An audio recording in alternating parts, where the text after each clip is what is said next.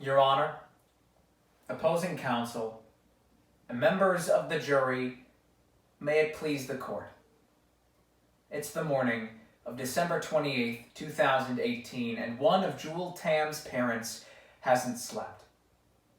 They've been awake all night, poring over Jewel's report card, her resume, and her test scores because they know it's not enough. The way things are now, Jewel will not get accepted into Berkeley, and she certainly won't get into Stanford.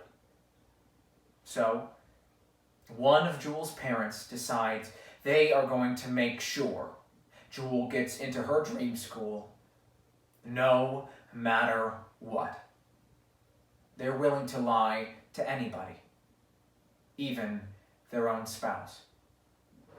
The members of the jury, everyone agrees.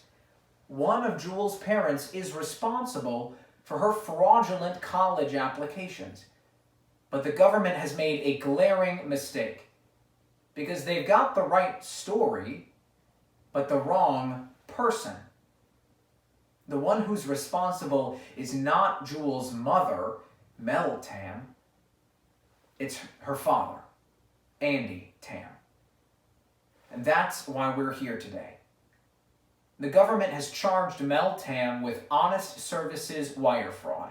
And that means that they carry a burden of proof that does not leave their table. And they have to prove three things. First, that Mrs. Tam knowingly participated in a plan to lie to colleges to get her daughter admitted.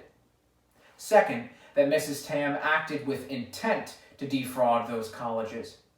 And finally, that she used wire communications to do so. The government has to prove all three things to you beyond and to the exclusion of every reasonable doubt.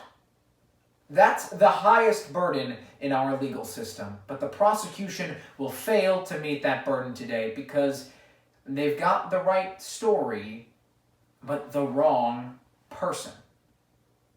To explain how the government made that mistake, we're going to walk you through the evidence they decided to disregard.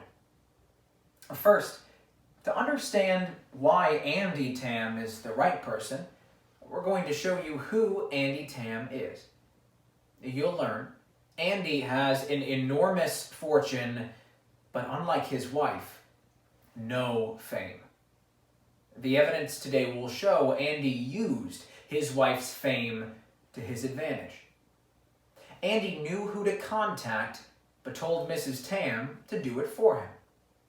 Andy had his own private account to pay the man he hired, but told Mrs. Tam to do it with their joint account. And now Andy is making Mrs. Tam take the fall for his fraud. And next, you're going to learn more about the man Andy hired. His name is Spencer Matthew, and you'll see he is only here to help the government prosecute Mrs. Tam.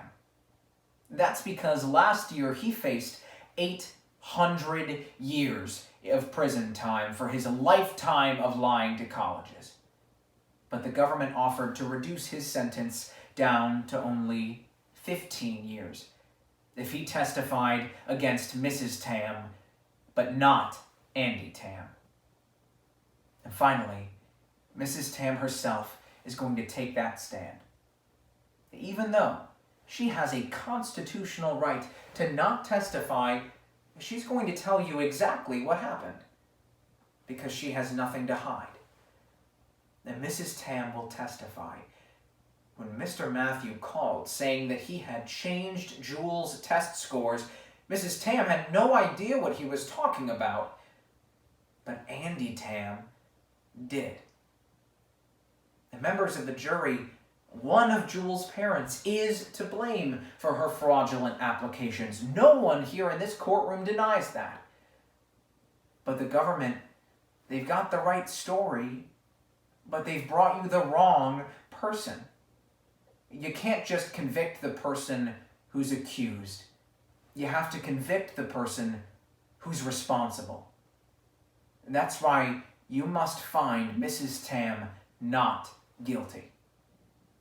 Thank you.